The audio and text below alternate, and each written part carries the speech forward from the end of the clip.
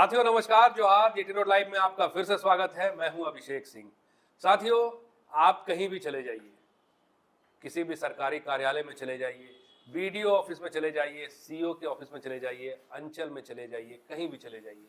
लोगों की कतार आपको दफ्तर के बाहर देखने को मिलेगी। कुछ 4 दिनों से आ रहे हैं, कुछ 14 दिनों से आ रहे हैं, कुछ 40 दिनों से आ रहे हैं, लेकिन फिर भी उनका काम नहीं बन पा रहा है। क्यों? क्योंकि कभी अधिकारी छुट्टी में है, कभी साहब छुट्टी में है, कभी उनसे बड़े वाले साहब छुट्टी में है, और कभी काम बनेगा भी तो कब बनेगा इसकी कोई गारंटी नहीं है। साथियों, इस पे हम चर्चा करेंगे। आप फ्रेम में देख रहे हैं, हमारे साथ हमारे पॉलिटिकल एडिटर शैलेंद्र सिन्हा जी हैं, और चर्चा का हमारा आज का मुद्दा भी यही होगा कि कितने न कितने अधिकारी आज भी वेटिंग फॉर पोस्टिंग है, पद की प्रतीक्षा में है, उनको सरकार बैठे बिठाए वेतन दे रही है, और दूसरी तरफ आप देखिएगा तो अधिकारियों की कमी के कारण कई महत्वपूर्ण क्षेत्र में काम नहीं हो पा रहे हैं। तो शैलेंद्र जी, सबसे पहले आपसे ये जानना चाहेंगे कि कितने अधिकारी आज के डेट में वेटिंग फॉर पोस्टिंग में हैं और क्या वजह है उसके पीछे? देखिए अभिषेक जी, एग्जैक्ट वो मतलब कि आप समझिए जो अधिकारियों की कमी का, या मान लीजिए वेटिंग फॉर पोस्टिंग जैसा आप कह रहे हैं, या जिनको बैठा के कामकाज के बिना उनको पेमेंट दिया जा रहा है, तो इसका वास्तविक आंकड़ा तो हमारे पास नहीं उपलब्ध है। लेकिन ये ज़रूर है, जो मीडिया में कुछ खबरें ऐसी आती रही हैं जिसके आधार पर ये कहा जाए, जो जूनियर स्तर के अधिकारी, चाहे आप प्रशासनिक सेवा में देख लीजिए, चाहे पुलिस सेवा में देख लीजिए, तो उसमें निश्चित रूप से झारखंड में लगभग 150 ऐसे अफसर हैं जहां पे उनको उनके पास कोई काम नहीं है पिछले कई महीनों से। दूसरे शब्दों में कहा जाए तो उनको बैठा करके सरकार पैसा दे रही है। लगभग इसमें 100 अफसर जो हैं वो 105 अफसर हैं वो पुलिस सेवा से, जो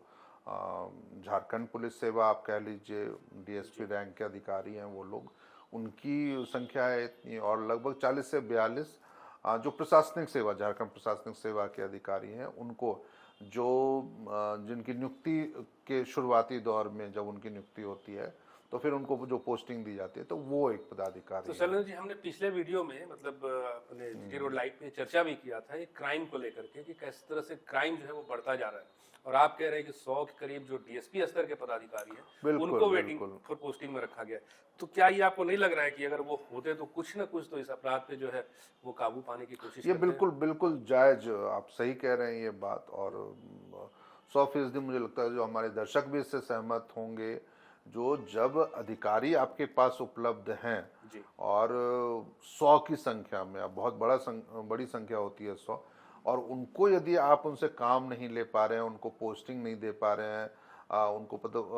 जो खाली पड़े पद हैं उन पे पदस्थापित नहीं किया जा रहा, और खासकर जब अभी त्योहार का मौसम है, पिछले 1 महीने से पहले दुर्गा पूजा हुआ, फिर अभी दिवाली बीता और अब छठ आने वाला है, तो इन त्योहार के मौसम में भी यदि आप अतिरिक्त सुरक्षा व्यवस्था के मद्देनज़र भीड़ भाड़ वाले इलाकों में, चाहे दूसरे वैसे जगहों पे जो संवेदनशील इलाके हैं, वहाँ पे यदि अधिकारियों की प्रतिनियुक्ति नहीं होती है,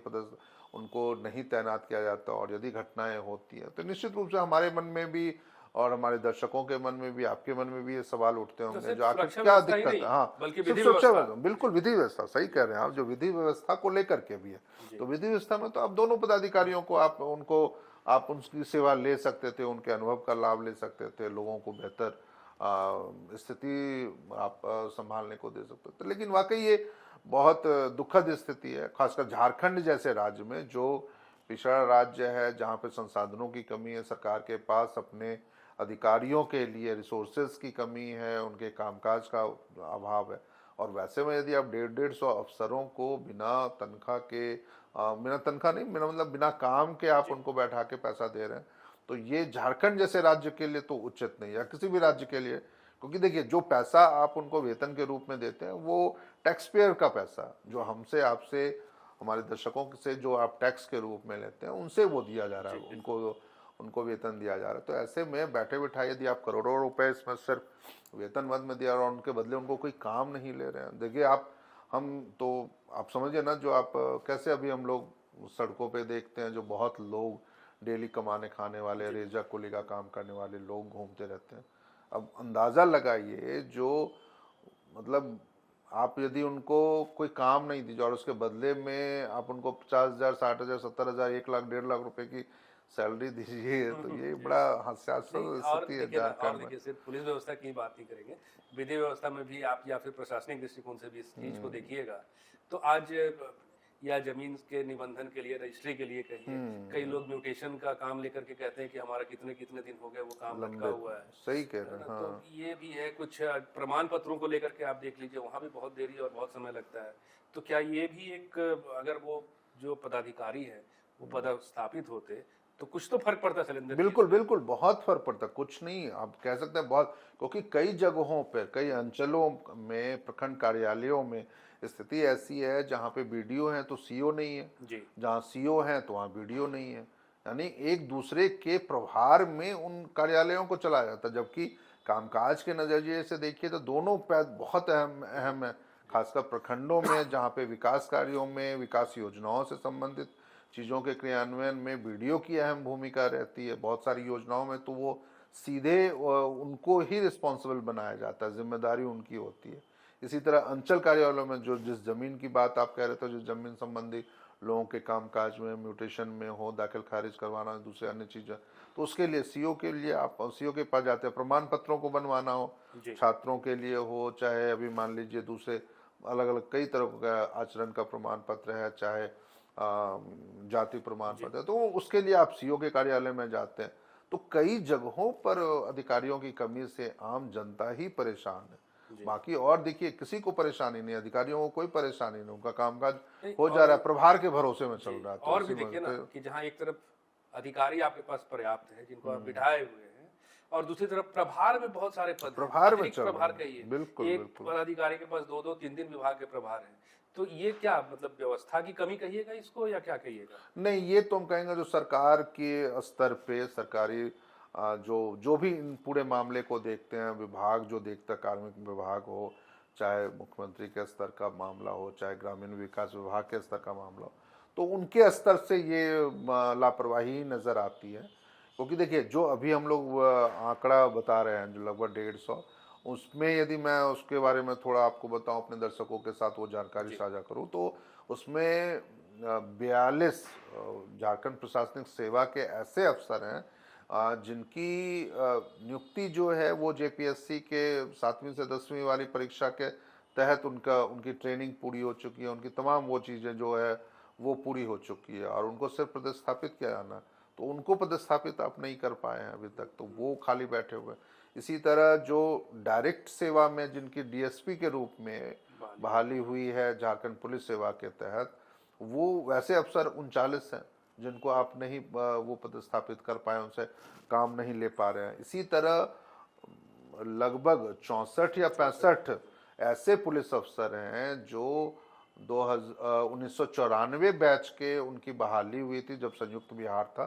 तो उस दौरान उनकी बहाली हुई थी और उनको प्रमोट करके इस साल आपने डीएसपी बनाया। तो ऐसे अफसरों को भी आज आपने पदस्थापित नहीं किया, उनको उनके लिए पद, मतलब कि पद पर उनको नहीं आपने नियुक्ति दी है, जिसके कारण उनको अपने नए पदों का लाभ नहीं मिल पा रहा, या फिर आप उनसे कामकाज नहीं लिया जा रहा। यानी आप यदि वही है जो 150 अफसरों को आप खाली बैठाए हुए हैं और प्रभार के भरोसे में कार्यालय चल रहे हैं या कामकाज चल रहा है, तो ये काफ़ी अच्छी स्थिति तो नहीं है, खासकर झारखंड जैसे राज्यों के लिए जहाँ पर ऐसे भी अधिकारियों की कमी है। देखिए अमूमन, हालांकि ये वो बिल्कुल आप इसको क्या कह सकते हैं, जो फिक्स आंकड़ा ये ऐसा नहीं है, लगभग झारखंड में आज की डेट में आईएएस को छोड़ दिया जाए, झारखंड प्रशासनिक सेवा के स्तर के अधिकारियों में 500 लगभग अधिकारियों की कमी है। अच्छा यानी टोटल पद पे जितने पे अभी बहाली है, जितने पे लोग कार्यरत हैं, उसके अलावा 500 ऐसे पद हैं जिन पे बहाली होनी है। ये भी यानी तो वो प्रभार प्रभार में में चल रहे होंगे, निश्चित रूप से वो प्रभार में चल रहे होंगे। मैं आपको सिर्फ एक जानकारी के नज़रिए से मैं बता रहा हूँ, जो अभी झारखंड में जो सबसे बड़े अधिकारी हैं वो मुख्य सचिव होते हैं प्रशासनिक महकमे में, और अभी वर्तमान में प्रशासनिक मुख्य सचिव जो हैं वो अविनाश कुमार जी हैं, आईएएस अधिकारी हैं, 1991 या 93 बैच के आईएएस अधिकारी हैं वो। तो उनके पास मुख्यमंत्री के अपर मुख्य सचिव का भी प्रभार है, यानी उनको भी अपने मुख्य सचिव के कार्यालय से, जिसमें पूरे चीज़ों का मतलब कि तमाम विभाग के अधिकारियों का, सचिव, प्रधान सचिव स्तर के, अपर मुख्य सचिव स्तर के अधिकारियों का, उनसे उनके कामकाज को लेके तमाम जिलों में जो बैठे डीसी हैं या अन्य पदाधिकारी हैं उनको लेकर के ये चीज़ें चल रही होती, उनसे कामकाज का होता। और वैसे में यदि वो मुख्यमंत्री के अपर मुख्य सचिव का भी प्रभार संभाल रहे हैं, उनके भी चीज़ों को देख रहे हैं, तो जो कि अपने आप में पूरा एक काम होता है। तो अब समझ लीजिए जो शीर्ष लेवल पे जब कामकाज प्रभार के स्तर पर चल रहा है,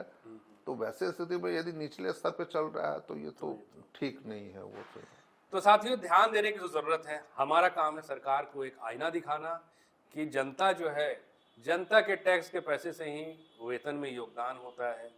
लेकिन अगर किसी कार्यालय के बाहर जनता को खड़ा रहना पड़े पदाधिकारियों की कमी के कारण, या फिर अपराध जो होते हैं उसके शिकार भी जनता ही होती है, और अगर जनता शिकार हो रही है तो कहीं ना कहीं वहाँ भी प्रशासन कहिए या पुलिस महकमे के अधिकारियों की कमी के कारण हो रहा है, या फिर उनके मशीनरी के दोष के कारण हो रहा है। कुछ भी हो, लेकिन इसके जिम्मेदार और इसके जो शिकार होते हैं वो हम आप जैसे जनता के ही लोग होते हैं। तो साथियों, आज के लिए बस इतना ही। जाते जाते आपसे वही आग्रह है कि अगर आपने हमारे चैनल को सब्सक्राइब नहीं किया तो जरूर से कर लीजिए। हमारे वीडियो को लाइक ज़रूर कीजिए, शेयर ज़रूर कीजिए, कमेंट ज़रूर कीजिए। आज्ञा दीजिए, नमस्कार।